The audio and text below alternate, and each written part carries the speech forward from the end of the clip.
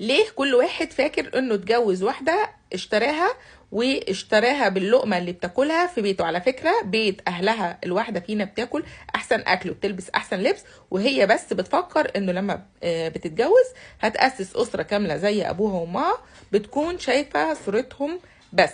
طيب في طريقتين هقدر اشرح لك بيهم واجاوب لك عن سؤالك. طريقه علميه بحته بما ان انا اصلا اخصائيه نفسيه ومجال دراستي علم النفس.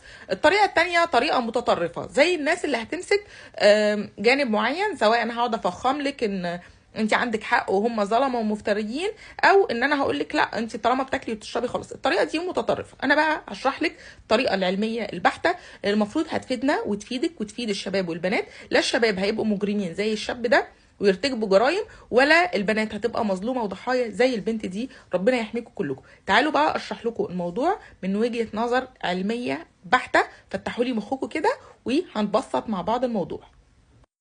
شايفين الهرم ده؟ هقراه لكم سريعا جدا وهشرحه لكم بعدين. الهرم ده اسمه هرم ماسلو لاحتياجات الانسان. يعني ايه احتياجات الانسان؟ كلنا لينا احتياجات. اول سلمه في الاحتياجات دي هي الاحتياجات الفسيولوجيه اللي من غيرها هنموت، زي الاكل والشرب والنوم، التكاثر، التوازن والاخراج. لما بنحقق لنفسنا الاحتياجات دي بنطلع للسلمه اللي بعدها وهي حاجات الامان، زي السلامة الجسدية والأمن الوظيفي، أمن الموارد، الأمن الأسري والصحي، وأمن الممتلكات. لو حققنا لنفسنا الحاجات دي بنطلع للسلمة اللي بعدها وهي الحاجات الاجتماعية، الصداقة، العلاقات الأسرية، وهكذا بنفضل نطلع للسلالم اللي بعدها. تعالوا دلوقتي بقى أشرح لكم وأحكي لكم حاجة مهمة جدا. في الفيديو اللي فات اللي انت رديتي عليا الرد ده كنت انا بشرح لكم ليه الام من صدمتها بدات بتفتح الثلاجه وبتوريكم ان هو جايب لها اكل وبيجيب لها اندومي وكفته والكلام ده. انا شرحت لكم الكلام ده في الفيديو اللي فات.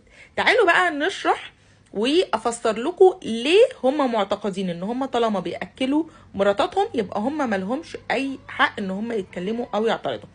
زمان قبل ما الناس تبتدي تشتغل الشغلانات اللي موجوده دلوقتي، او قبل ما الفلوس تكتر، الفلوس زمان ما كانتش كتيره زي دلوقتي.